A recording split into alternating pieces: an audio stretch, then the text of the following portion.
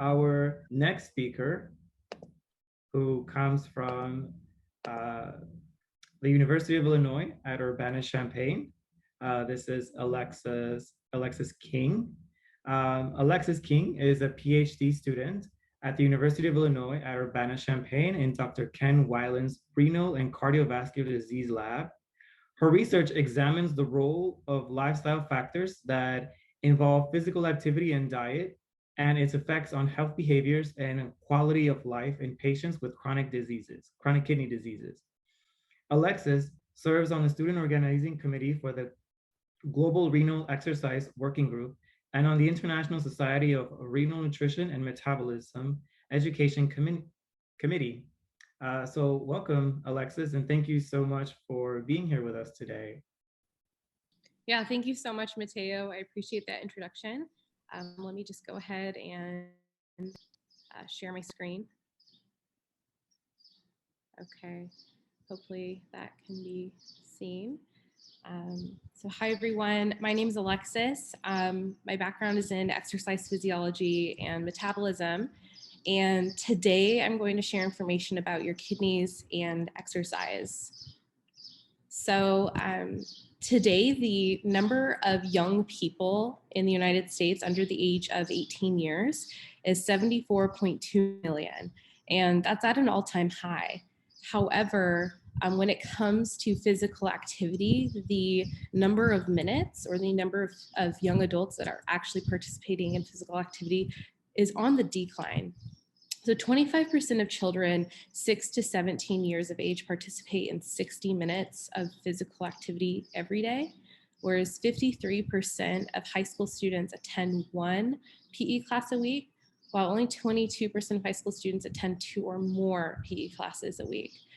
Physical inactivity can lead to an energy imbalance, and that can really increase the risk of becoming overweight or obese and lead to other comorbidities such as high blood pressure or diabetes. In addition, students who are physically active tend to have better grades, school attendance, memory. And that being said, exercise is important for any person throughout their development, whether you're young or an older individual. But before I go into exercise and all of its benefits, I'd like to share what exercise is or how people have defined it in the past. Exercise can be something that is planned, structured movement, or really anything that gets your muscles moving, your body movement to improve or maintain health. But most importantly, it can vary from person to person. So whenever I talk to people about exercise or what they may do for exercise, some may define that they participate in exercise by going to the gym or working out on a treadmill or attending group fitness classes, being a part of a sports team. And for some, it may just be keeping busy around the house and doing household chores and day-to-day activities. But the point is that everyone perceives exercise as very, very differently from one another. And that's really the key fact of knowing how they define exercise and how you can build an exercise program. Exercise to help your kidneys. So if you have kidney problems or if you've had kidney problems in the past, or if you want to prevent problems with your kidney, exercise is super, super important. The human body needs regular physical activity to stay healthy, and many diseases or physical limitations and mental health problems are affected by the lack of physical activity. Did you know that when you exercise, your organs and tissues get more oxygen and nutrients from your blood? And ultimately, this gives you more energy, it makes you feel great. So exercise also makes your muscles stronger, and it also makes your bones stronger. This is really helpful because kidney disease can sometimes weaken those bones and muscles. The other known benefits of exercise is that it can help the heart lower blood pressure, help regulate blood sugar, and also lower bad cholesterol, known as LDLs. In addition, exercise can help the brain with memory, it can help with mood by lowering stress, and it's also shown to improve sleep quality. So I want you to think of it this way: when you think exercise, it's also medicine. It's a way of helping to prevent health problems, and it's also been involved in treatment of many other diseases, including kidney disease. So research shows that when you have an appropriate amount of exercise that's beneficial for you, it can impact your health in a positive way for people of all ages. The way I see it is that you can develop a exercise program in just 3 steps. First and foremost, I would recommend talking to your care team. Your care team can be your doctor, caregiver, a physical therapist, really whoever is in your circle and that you define as a member of your care team. That way you can talk to them and disclose your concerns or ambitions of wanting to be physically active. Your care team will be really excited that you're talking to them about physical activity, because then they will know what type of exercise would be great for what your abilities, condition, as well as other treatment plans that you're on. The next step would be planning a program. And so to improve your health and fitness, it's really important to gradually increase the amount of activity as you do, as the fitness becomes, your fitness improves, activities become a little bit easier. And it's also important to plan roughly, the total time you want to spend exercising, the amount of repetitions, if it is something that you're focusing on strength training or distance, how hard you want to exercise, such as how fast you want to walk, how much weight you want to lift in that case, and also how often, how many days a week. Finally, just getting started with an exercise program. So before you get physical, you just jump into it. I would say that there's probably 4 approaches and having a great workout or a great physical activity session. And some things you need to consider is stretching, warming up, doing the activity itself, and then finally cooling down and stretching. So first, I would always suggest stretching. This will include movements to get those muscles warmed up or stretched out. Upper body wise, that can be your arms. Lower body, that can be your legs. And then we stretch really to prevent any type of injuries. The second would be following a stretch would be a warm up, and this would include slow, repetitive movements that will get your blood flowing and your heart pumping a bit more. And then once we feel warmed up, then we can start that fun activity. The activity can be really anything you enjoy. So, for example, if it increases your heart rate a little bit, makes you breathe a little deeper, activates that large muscle groups, things such as walking or running or jogging. Those are all great ideas. But like I said, everyone has a different version of a physical activity or of an exercise itself. So you have to find something that really works with you and what you enjoy. But after you've done that physical activity, remember to cool down. So that just means slowing down the pace of those movements and then also finishing up with a nice stretch of those muscles that you used. Now, there's different types of exercises out there. Today, I'll cover 4 main groups that are considered exercises. For the first group, I'll go over endurance exercises and then strength exercises. Endurance exercises, these are the movements that are going to be continuous repetitions. So think activities like walking or cycling, jogging, going swimming. And it's something that's going to benefit your whole body. It makes you feel really good. It also gets that heart rate up a little bit. Another type of exercises would be strength exercises. And this is something where you're going to be moving some type of resistance. This could be your body weight. It can be also an equipment such as a dumbbell, a medicine ball in that case. Something that is going to apply resistance, that is going to be tough, not too difficult, but tough where you can still lift it, but it's going to be applying some sort of force here. So strength exercises, they're great for strengthening those muscles, and it also benefits your entire body. kidney disease can cause muscle weakness. And then strength training can also restore that muscle. So if you build stronger muscles, it'll help you do other forms of exercises a bit easier. And then it can also help with those everyday activities. So if you go to the gym, you can use the workout equipment there, but you don't always have to do strength training at the gym. This can also be done at home too. Something as simple as using food cans or jugs of water. Obviously, take caution with any home-based item that you use, but something that you have a weight to incorporate into those exercises that you can lift 10 to 12 times.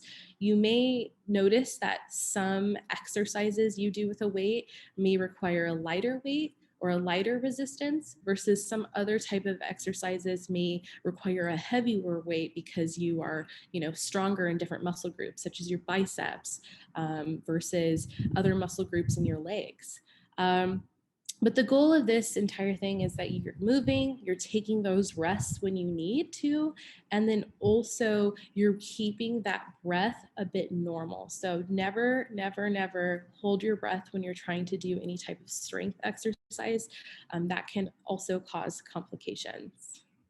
The other types of exercises are stretching and balance. So, stretching is something that almost everyone can do. It's important to keep your joints working smoothly and preserving that full range of movement in your body. And having that flexible ability to do different type of everyday activities can make things much easier. So, when you are doing stretching, stretch to the point where you feel that tension but no pain. And then also hold that position for about 20 to 30 seconds, okay? When it comes to balance, there's various types of different balance activities you can participate in. Two of my favorite would be yoga and Tai Chi. And these are going to help, of course, with balance movements as well as coordination. So if you start with incorporating yoga into your week, even if it's for 15-minute sessions at a time, you can really see improvement there. Something that I use in this case is I just find a YouTube video and they have various different types of yoga exercises for people of all abilities, as well as levels of yoga from beginner all the way to advanced. Another way we can go about balance is practicing heel toe walking or walking backwards or standing on one leg like a flamingo. I would also suggest that if you're new to balance exercises, that you do it in the presence of someone else, just in case you fall or need extra assistance here. So I'm going to share a story of a guy named Shad Ireland. This is a quote that he said in his 2015 interview. He states, "When I'm running, I'm not a dialysis patient, I'm a runner." So Shad Ireland was diagnosed with kidney disease just before the age of 11. And then he immediately started hemodialysis treatment 6 hours a day, 3 times a week. And at the age of 16, Shad had a kidney transplant, but unfortunately the transplant had failed. And his weight dropped from 140 pounds all the way down to 75 pounds. So definitely concerning. One day, Shad was watching the Olympics and he saw how amazing the runners were. And he told his mom, "That's going to be me one day. I'm going to be an athlete." And from there, Shad began to exercise. So at 16, he's 75 pounds. The progress of him building up the endurance to be an athlete was a really long road. However, he focused on doing some type of movement once every single day. And it took about 2 years for him to gain 5 pounds. But at 80 pounds, he decided he wanted to train for an Ironman competition. And for those of you who don't know what an Ironman competition is, it involves a series of running, swimming, and biking. I believe there's a marathon in there, so it's 26.2 miles. The swim is 2.4 miles, and the biking competition is 112 miles. So it is definitely an all-day event, very, very tough work here. So in order for Shad to be an Ironman athlete, he knew he needed to train. So he started with going to the gym. And he started with the treadmill and realized that he couldn't run longer than 30 seconds at a time. But eventually, those 30 seconds turned into 2 minutes. And then those 2 minutes turned into 4 minutes. And 6 months later, he was able to run a mile. He knew he still had a long road ahead of himself. He found a triathlete coach to help with the swimming and the biking aspects of this competition. And after 2 years of continuous physical activity and training, he was ready for his first competition, which was in New York in 2014. So to this day, Shad Ireland is the first and only patient who receives hemodialysis treatment that completed an Ironman race. But he continues to promote healthy habits such as exercising and renal nutrition to motivate those who are also affected by kidney disease. So I've provided a few ideas to help remove barriers that you may encounter when trying to be physically active. In summary, the barriers that often prevent people from exercising is not having enough time or feeling sick or tired. And some tips I would suggest is trying to identify 3 time slots throughout your week. If you can't do 30 minutes, work your way up to those 30 minutes. Also, if you don't have anyone to exercise with, try to get your family, friends, neighbors involved. I know during the time of COVID, it's really difficult for that social interaction, but there are various different types of exercise workouts online, also hosted through Zoom too. If you're feeling tired, try to schedule physical activity for times during the day or during the week where you feel the most energetic. But essentially, to this, it's more so planning, building those healthy habits. I know that starting with an exercise program is really hard work and super tough at first, but it gets easier with time. So, when should you exercise? If you haven't exercised before or haven't exercised in a really long time, it's smart to start in a mild, low intensity approach by incorporating 10 minutes every single day. This will help you build a gradual program, and then eventually you can incorporate a higher intensity or different types of exercises of strength training or as well as the endurance training that I mentioned before. And it's also recommended that if you can do 30 minutes of exercise each day, that's awesome. If you can do it between 3 to 5 times a day. Obviously, you know yourself more than anyone here. So, whenever you're feeling good for participating in an exercise program, that would be great. If you can't do 30 minutes all at once, you can try 3 10-minute walks during a day or 2 15-minute sessions. The American College of Sports Medicine recommends children and young adults to participate in a minimum of 150 minutes of physical activity each week. I know that 150 minutes looks like a very, very large number at first, but that could be something, a goal to strive for. So start by setting achievable goals for yourself to do each day or each week, and then build from there. When should you stop exercising? I would say that if you feel any of the following, such as tired or short of breath, chest pain, or feeling irregular rapid heartbeats, feeling sick, have a fever, feeling dizzy or lightheaded, as well as some cramps or feeling some pain in the muscles or bones during the movement. As always, if you stop exercising for any of these reasons, I would suggest speaking to your doctor before starting up the program again, because ultimately this could be leading to another underlying condition. But ultimately, the take home message from my presentation today is that I want everyone to realize that all types of movements count. Many types of exercise can benefit your health. This could be something as walking or doing household chores, taking part in a sport or a group fitness, jogging, walking, taking the stairs. Any movement that you enjoy, do it, keep moving. So, sharing my resources from the information I have shared with you all today. I just wanted to thank you all for the opportunity. If you have any questions, please let me know. And if you don't have any questions right now, but may have questions later on, I've provided my email address here for you all to reach out. Thank you. Thank you so much, Alexis, for joining us.